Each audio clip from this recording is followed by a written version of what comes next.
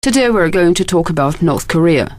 The North Korean Foreign Ministry has said the country will boost its military potential and develop its nuclear program while giving up talks on the denuclearization of the Korean Peninsula. In fact, this is not the first time Pyongyang makes a statement of the kind. So, do we need to look at it as another rhetorical exercise, or could there be more substance to it this time? And this is a question we've been discussing together with our guest speakers, Dr. Laura Salman, Associate in the Nuclear Policy Program at the Carnegie Endowment in Beijing, Dr. Gregory Toloraya, the Director of Korean Studies at the Russian Academy Institute of Economy in Moscow, and Dr. John Swenson Wright, a professor at the Faculty of Asian and Middle East Studies at Darwin College, Cambridge University in the UK. So before we proceed with our discussion, just a brief reminder for our listeners. On Tuesday, the 15-nation UN Security Council unanimously condemned North Korea's satellite rocket launch carried out on the 12th of December last year. The resolution said the Council expresses its determination to take significant action in the event of a further DPRK, which stands for North Korea, launch or nuclear test.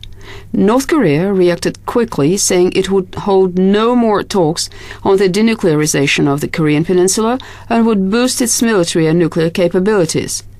We will take measures to boost and strengthen our defensive military power, including nuclear deterrence, North Korean Foreign Ministry said in a statement carried by state news agency KCNA.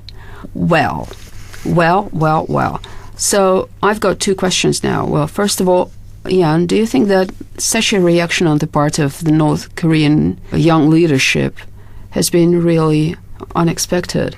To me, this was quite the expected reaction, to be honest. You know, the country has a history of defying the resolutions and sanctions that were made against it. So clearly the latest launch in December, they argued that they were perfectly allowed to do this as part of self-determination, as part of legitimate research programs. In fact, what they said, this was not a ballistic missile. No, they said it was to launch a space rocket. Yes, they said it was to launch a space rocket for some satellite into orbit, although, you know, the technicality was that it was the same type of missile that was used for this launch that would be a potential ballistic missile. So I think, having gone ahead with the launch, they were certainly likely to face down any direct or implied criticism of that. So does it look like a provocation to you?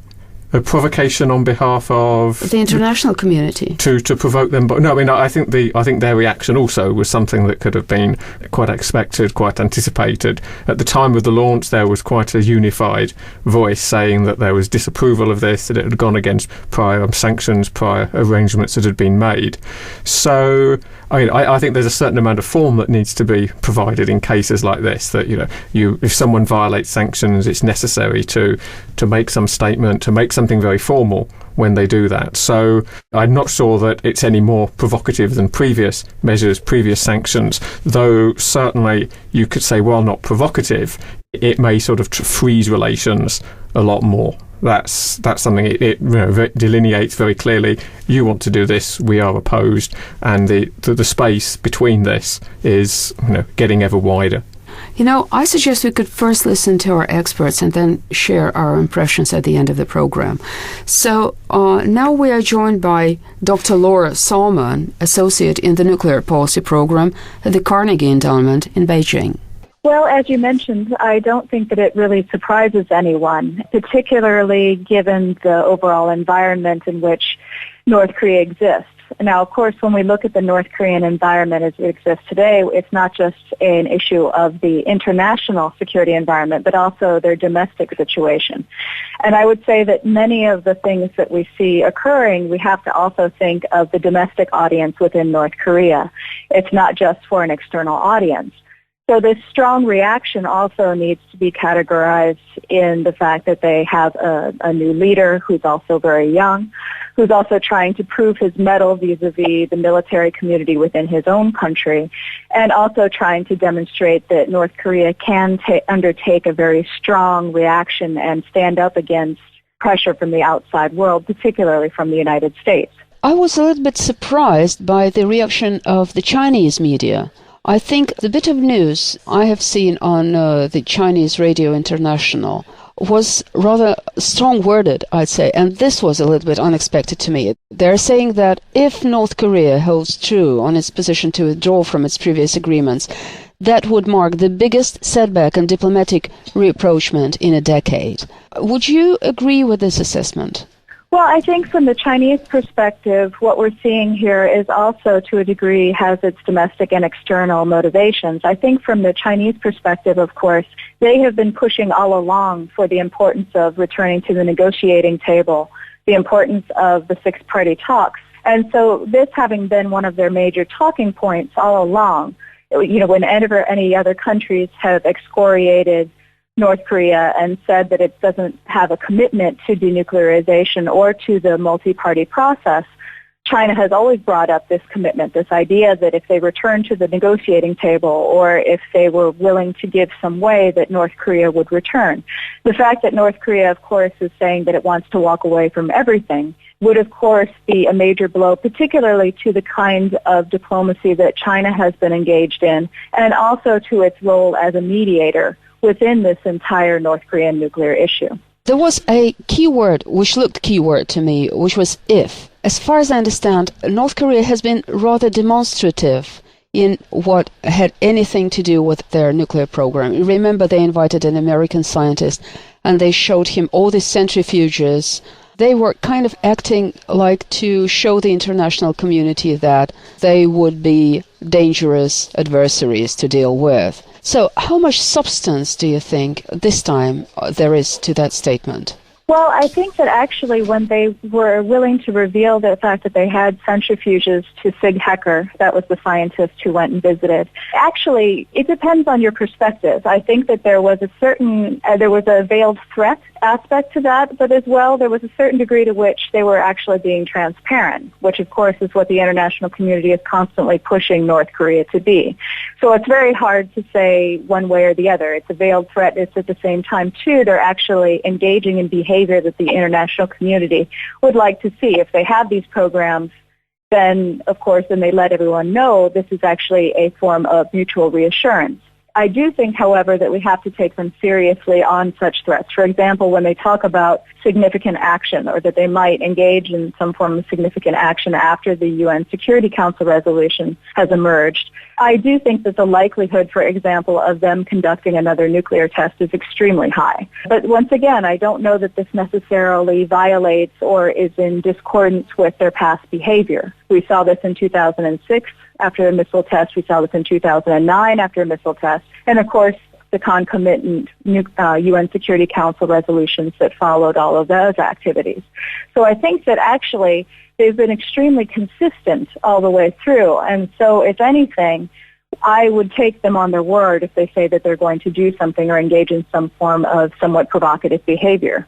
Which stance would you suggest as the most sound in regards to North Korea after that statement? Well, I think one of the big steps forward and one of the things which has probably bolstered the international community is the fact that both China and Russia have come forward in agreement with the entire UN Security Council in supporting this particular UN Security Council resolution. In the past, there have been efforts by those two countries in particular to water things down or to soften the language or to make sure that, for example, Chapter 7 is not invoked, suggesting that there could be some form of military action.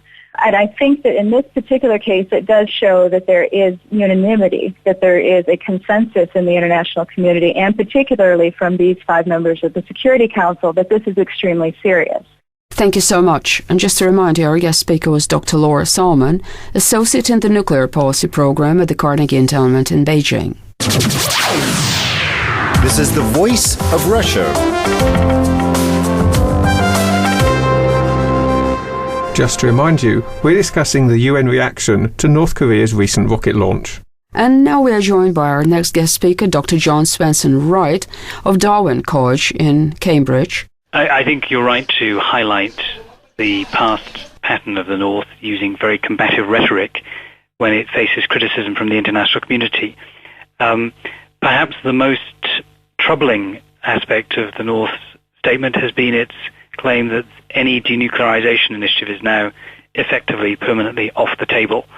That's obviously a very regrettable step. it remains to be seen whether, in fact, the North means what it says. Often I think its rhetoric is more extreme than the practical reality of engaging with the outside world. What we also need to take into account is the fact that China, having agreed to the UN Security Council statement of yesterday, has in a sense sent a very clear signal to Pyongyang that it too is irritated and that it too is willing to exert a modicum of international pressure on the North Korean leadership. But I think the short answer to your question is we should not be surprised. It is regrettable, but it doesn't necessarily close the door irrevocably to future negotiations on the nuclear issue. How do we need to explain the change in the Chinese position? I suspect, although I don't know, because I'm not privy to those private discussions, but I suspect there's been a lot of lobbying behind the scenes at the Security Council to persuade the Chinese that more needs to be done to express the concern of the international community. There are also legitimate concerns that the North might contemplate holding a third nuclear test at some point, and it may possibly be the case that the Chinese recognize that they need to send a signal to the North that future provocations will be very unhelpful. China, of course, also has consistently wished to demonstrate its commitment to the principles underlined by the actions of the UN Security Council, to demonstrate that it is a responsible stakeholder and is compliant with international efforts to promote peace and to lower the level of tension in Northeast Asia. And so I think there's good politics involved here from the Chinese point of view, but also I suspect a certain degree of pressure coming from the outside. Sarah, but doesn't it look like North Korea might become cornered, and in that case more unpredictable? I don't think those two are necessarily connected. The North has long felt isolated and feels a particular sense of grievance, that its position is often misunderstood, and that the international community acts in a way that's either inconsistent or at odds with the legitimate rights of a sovereign state to pursue its own security, political and economic interests. That sense of grievance has long been there, and while many people have argued in the past that North Korea is unpredictable, or some would say even irrational, the evidence, I think, does not support that contention. The DPRK leadership has over many years engaged in actions that are seen by the West as provocative, but they are not unpredictable. In fact, there is, I think, a clear logic to the way in which the North Korean government acts, using the element of surprise through its actions to sometimes generate international concern and thereby shine the international spotlight back on North Korea. But it's not irrational or unpredictable. So do I get it right that we are no longer in a policy of engagement of North Korea, at least at this stage? There are many international actors, and there is a difference of opinion about how to interact with the DPRK. I would say engagement would have been taking place if, for example, Moon Jae-in in South Korea had won the recent ROK presidential election, and if President Obama had more flexibility to reach out to the DPRK. There will always be back-channel routes through which messages can be delivered, and I imagine those will continue to be used. And of course there are many states, including the United Kingdom, which have full diplomatic relations with the DPRK. So if by engagement you mean contact, no, clearly we do have contact. If by engagement you mean a conscious and deliberate policy of accepting that contact and dialogue has to continue indefinitely as a means of creating trust and reassurance, then yes, I would say that that sort of engagement policy, a policy that we associate with the late President of South Korea, Kim Dae-jung, is not really something that is shaping the way in which the key actors, in this case the United States, South Korea, Japan, China, and to a certain extent Russia, deal with the DPRK. Sarah, thank you so much. And just to remind you, this time our guest speaker was Dr. John Swenson Wright of Darwin College in Cambridge. Burning Point. We're discussing the UN reaction to North Korea's recent rocket launch. But still, my question is, wasn't the UN Security Council resolution a little bit too strong a reaction on the part of the international community to what, at least formally, was presented as a space rocket launch by North Korea?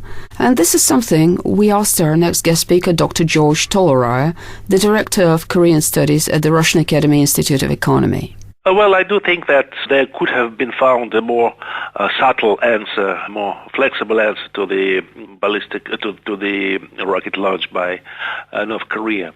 The resolution as it is, it mentions the possibility of increased sanctions, and that predictably made the response by the North Korea very harsh and really threatening. So I regret that Russia couldn't use its muscle to make this resolution a little bit more adequate, or maybe limit the reaction to the statement of the president, because all the issues were actually decided between the United States and China.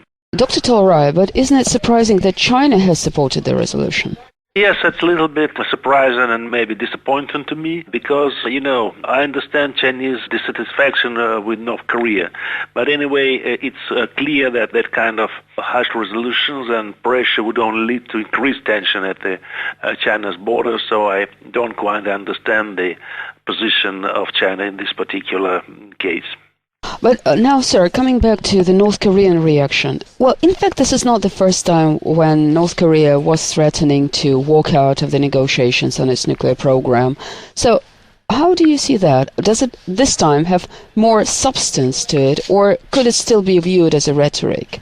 Well, it is not a rhetoric. They have mentioned many times before that they principally support denuclearization, but only if all the countries denuclearize. And this is actually it's pretty logical, and it's in the spirit of the Nuclear Non-Proliferation Treaty. After all, although North Korea is no longer a member of the Non-Proliferation Treaty, and so this time I think they made it very clear that they will keep their nuclear arsenal, they will keep developing it, and there's no talk of one-sided or unilateral denuclearization on their part. How does that build into a domestic policy context in North Korea? Well, I think such a reaction would broaden the support base of Kim Jong-un. He's been, brave enough to stand against, the United States imperialism. And so I think it would really give a boost to the legitimacy of the regime, who is surrounded by enemies, but who they also named, in English, shameful cowards, who supported this resolution. So it obviously gives the population a reason to unite around their leader. Does that mean that the North Korean leadership has been brought into a position where we can no longer talk of perhaps a tentative rapprochement with the West? It was predictable, and so maybe it also was a part of the grand design, both of the United States and China, for United States to further isolate and weaken North Korea, for China to make North Korea more dependent on them. As a result, I don't see any possibility for, increased cooperation and opening up in the near future, especially if, and it's predictable, if North Korea would stage another nuclear test. Sir, there's been a series of alarming developments in that region, and one of such developments was a heightened belligerent rhetoric between Japan and China. Right. And one of the latest statements indicated that perhaps the two countries do not rule out some kind of conflict between them. Right. So how does that development in North Korea, how does that build into a situation? Well, I think it's an additional irritant between the regional powers, including that the irritant between China and Japan. It would certainly lead to more militarization of Japan, to increased military muscle, and that would again will make China more alert and less flexible. Do I get it right that it all builds up to an increased tension in the region, and if so, who stands to gain from that? Well, nobody stands to gain from it, actually, I believe. Well, maybe only if it would be useful for United States to increase its military presence in the area and to increase its capability to contain China. But the regional countries won't get any profit from such a development. So, as an expert, what would you advise doing in this situation? Well, I would strongly advise to North Korea, to Kim Jong-un, to be wise enough to refrain from nuclear tests and just take a wait-and-see attitude. But, this is certainly not the kind of advice North Koreans would take.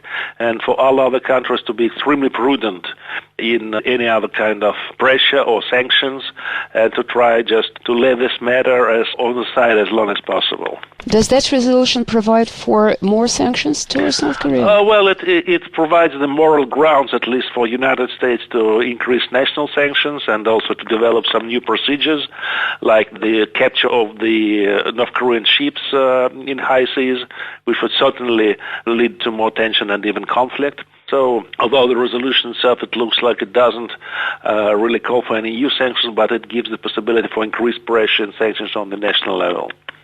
So, whom could North Korea rely on in this situation? Well, as Russians have said, Russia has two allies, army and fleet. North Korean can say we have only two allies, missiles and nuclear bomb. Could it become ultimately another Libya? I don't think so, because Libya's fate was like this because they didn't have any deterrent. They didn't have the capability to resist. North Koreans do have this capability, and this is exactly why they cannot become a second Libya. People are described as on the verge of starving there in that part of the world. I won't exaggerate. North Koreans have never been fed too well, and there is a lack of food in the country. But now the situation is much better than it was in the 1990s, when due to the cessation of help from USSR, North Koreans really experienced starvation and famine, which took a toll of about maybe 1 million people. And they didn't have the market relations at the time to soften up this effect. Now they have the functional market, semi-market, a quasi-market economy, which helps cushion this kind of shocks. And although they do live very poorly, that doesn't mean that this country is on the verge of collapse, as often predicted. Sir, thank you so much. And just to remind you, this time our guest speaker was Dr. George Tolorai, the Director of Korean Studies at the Russian Academy Institute of Economy. So, just making it very brief, Jan, still I fail to understand why would the international community try to prevent North Korea from pursuing its own nuclear program?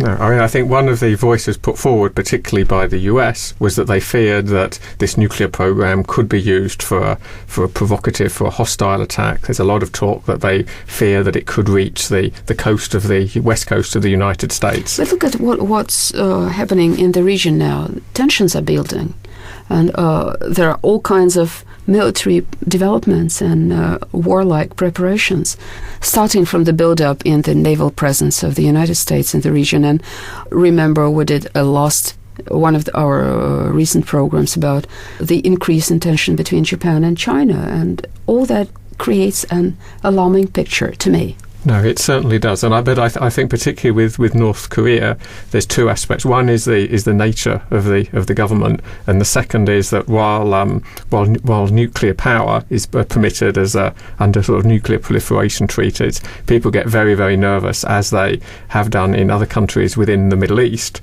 particularly Iran, regarding nuclear programs. So it's another cause of tension that when you have a regime. On the other hand, remember what happened to Gaddafi. He was doomed as soon as he gave up his nuclear program. Yeah, and this is... I think North Korea is well aware of the lesson. No, I think this is something else as well, that if a country feels that its nuclear program is the only thing that's keeping it viable, keeping it safe, then of course there will be a very great reluctance by the powers in that program country to relinquish it. Absolutely. So, and with this we end this edition of Burning Point, brought to you by the Voice of Russia radio station. It was presented by me, Katerina Kudashkina. And me, Ian Sumter. Thank you so much for staying with us. Goodbye. And take care. Burning Point. Overviews, insights, and analysis on hot issues of global significance. Brought to you on weekdays by the Voice of Russia.